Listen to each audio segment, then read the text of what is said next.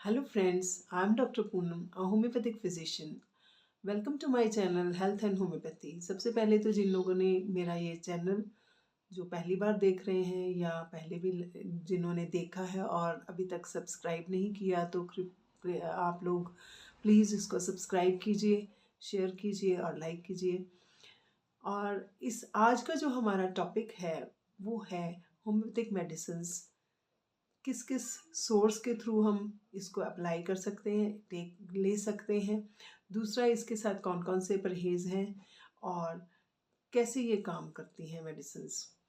तो first of all, ये हमारे जो इसके रूट्स हैं, किस रूट्स के थ्रू हम मेडिसिन्स ले सकते हैं। तो ये मेडिसिन्स हम एक तो सबसे पहले तो मुंह से खाने के थ्रू ले सकते हैं। दूसरा, ये जो हमारी जहाँ पे स्किन पतली होती है, जैसे कि हमारी रिस्ट, कानों के पीछे का हिस्सा, टेम्पल्स, जहाँ पे स्किन पतली है और वहाँ पे हम इसको अप्लाई करें तो मेडिसिन्स काम करती हैं। इवन की टंग के, लिप्स के इनर साइड पे म्यूकस मेम्ब्रेन जहाँ होती हैं वहाँ पे भी अगर हम मेडिसिन का एक ड्रॉप भी डाल दें तब भी ये मेडिसिन काम करती है। तो पहले तो यही क्वेश्चन आ जाता है कि ये जो मेडिसिन्स हैं न किस तरह से काम करती हैं, क्योंकि ये ब्लड के अंदर हमारे फ्लूइड के, फूड के अंदर मिक्स होके नहीं काम करती।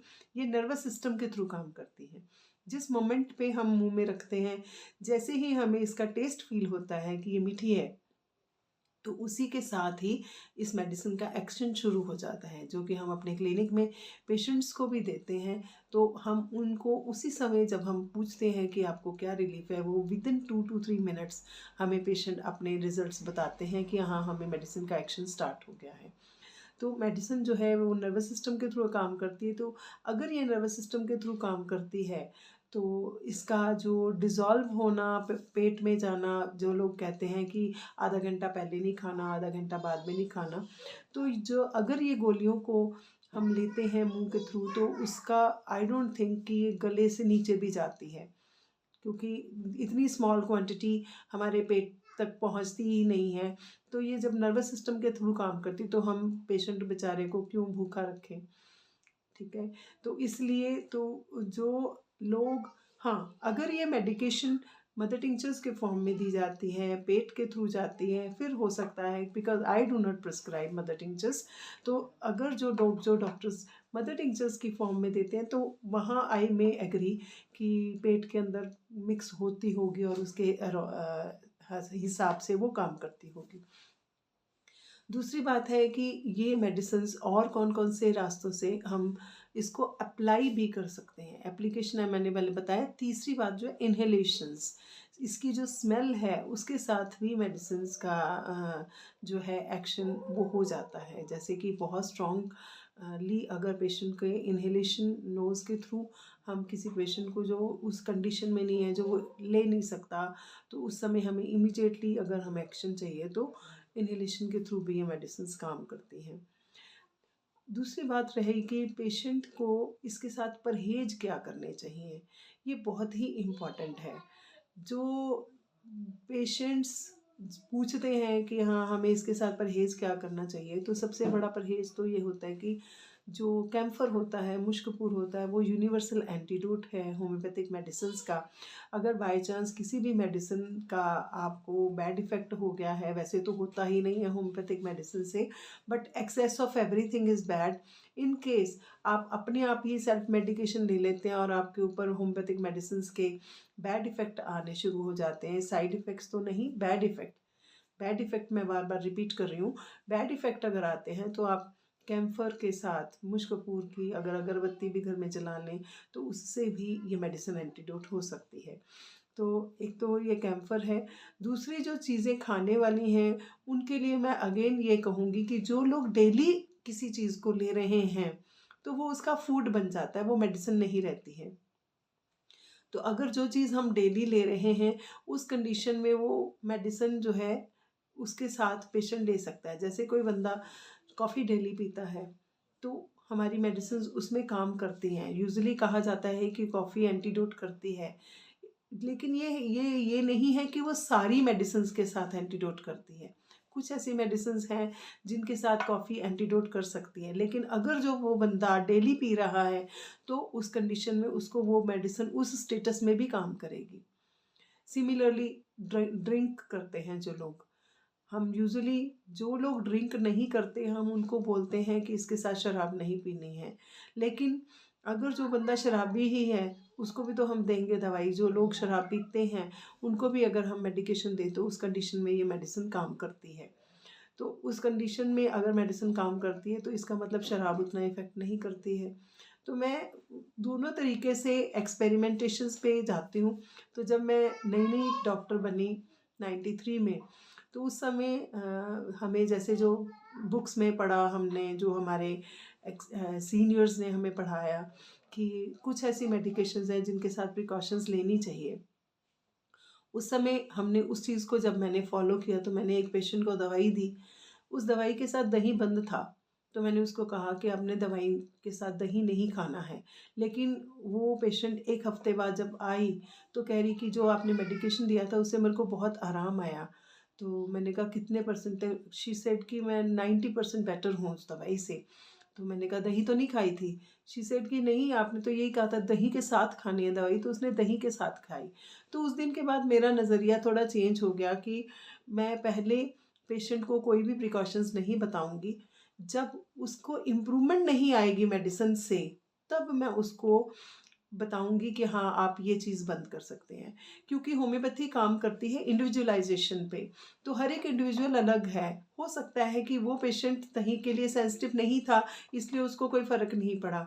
किसी पेशेंट को अगर लगेगा तो मैं उसकी बंद करूंगी, लेकिन पिछले 30 सालों से मैं प्रैक्टिस करती आ रही हूँ तो मुझे ऐसा कोई पेशेंट नहीं मिला जिसको मुझे इस तरह का प्रिकॉशन देना पड़ा हो कि जो मेडिसिन के साथ जो भी प्रिकॉशंस ली जाती हैं तो उन मेडिसिन्स को मैंने कहा हो कि आप ये प्रिकॉशन लो तभी ये काम नहीं कर रही है दवाई।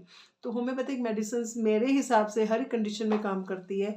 प्रिकॉशंस आप हम तब लें अगर वो मेडिसिन स्टॉप कर रही है या बिल्कुल ही इफ़ेक्ट नहीं कर रही है मेडिसिन, तो मैं उस चीज़ के लिए मना करूँ, लेकिन मेरे को ऐसा कुछ नहीं लगा।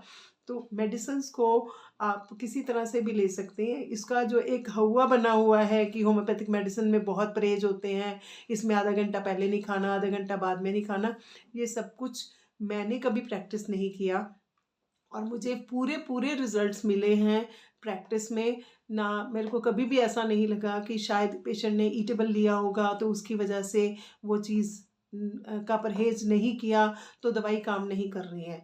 और ऑफ कोर्स जो डिजीज़ कंडीशन के साथ जो परहेज़ हैं वो सारे परहेज़ मैं ज़रूर बताती हूँ कि किस तरह से आपने पूरा परहेज़ करना है, जो because of the disease condition है या वो पर्सन की पर्सनल सेंसिटिविटी है। उस सेंसिटिविटी को भी हम उस पीरियड तक ही बोलते हैं कि अगर सपोज़ करो किसी बच्चे को आइसक्रीम खाने से गला ख़राब होता है तो हम उसको कहते हैं कि जब तक एक्यूट अटैक है या उस कंडीशन तक आप उसको मत लीजिए। अगर वो पेशेंट होम्योपैथिक मेडिसिन्स लेना शुरू कर देता है रेगुलरली, वो मेडिसिन जिससे कि उसकी इम्यूनिटी अपराइट होती है, तो उस कंडीशन में वो बच्चा बाद में अगर आइसक्रीम खाएगा तो उसको वो आइसक्रीम ख़राब करेगी ही नहीं, क्योंकि जो होम्योपैथिक मेडिसिन्स हैं वो इम्यूनिटी को रेज़ करती हैं। उससे जो उसकी टेंडेंसी है किसी पर्टिकुलर चीज़ से बीमार होने की, वो ही ख़त्म हो जाएगी। तो इसलिए मैं ऐसे बहुत सारे पेशेंट क्लिनिक में हम लोग देखते हैं और उनका जिन जिन चीज़ों से, जैसे कि गोलगप्पे खाने हैं, आइसक्रीम खानी है, सॉसेस हैं, इस तरह से गला ख़राब होने से उनको जो तकलीफ़ें आती हैं वो तकलीफ़ें बाद में आनी बंद हो जाती हैं। या ठंड लगती है, एक्सपोज़र होता है ठंड से और उससे ज़ुकाम, खांसी, तो बाद में जब वो सिमिलर कंडीशन से एक्सपोज़ होते हैं तो उस कंडीशन में अगर वो होम्योपैथिक मेडिसिन रेगुलर बेसिस पे अपनी इम्यूनिटी रेज़ करने के लिए कॉन्स्टिट्यूशनल मेडिसिन्स या रेगुलर मेडिकेशंस करते हैं तो उसमें ये टेंडेंसीज़ को दूर किया जा सकता है।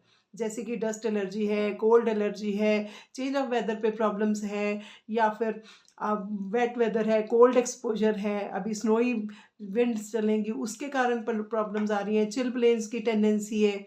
तो पेशेंट ये सोच लेता है ये तो मुझे होता ही है तो ठीक नहीं हो सकता, ऐसा बिल्कुल भी नहीं है। तो जो टेंडेंसीज़ हैं उनको होम्योपैथिक मेडिसिन से दूर किया जा सकता है।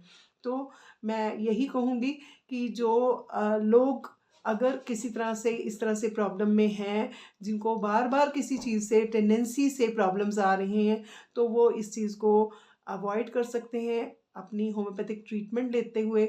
और अगर आपको किसी तरह की कोई क्वेरीज हैं related to my video, related to homeopathy, आप मेरे कमेंट बॉक्स में डाल सकते हैं।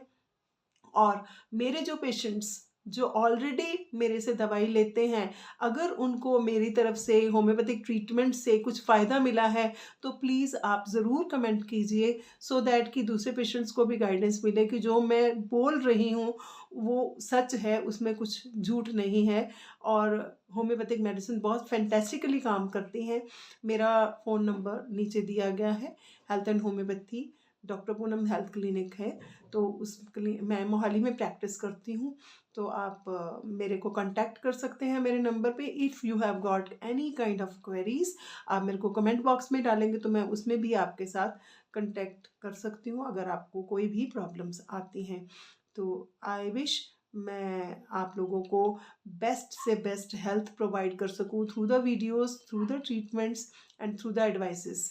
तो आई होप मैं आप लोगों को समझा पाई हूँ कि होम्योपैथिक मेडिसिन नर्वस सिस्टम के थ्रू काम करती हैं।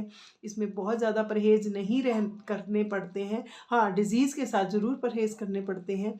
और अगर हम ये सब कुछ करते हैं तो we can win the race and without any side effects homeopathy works.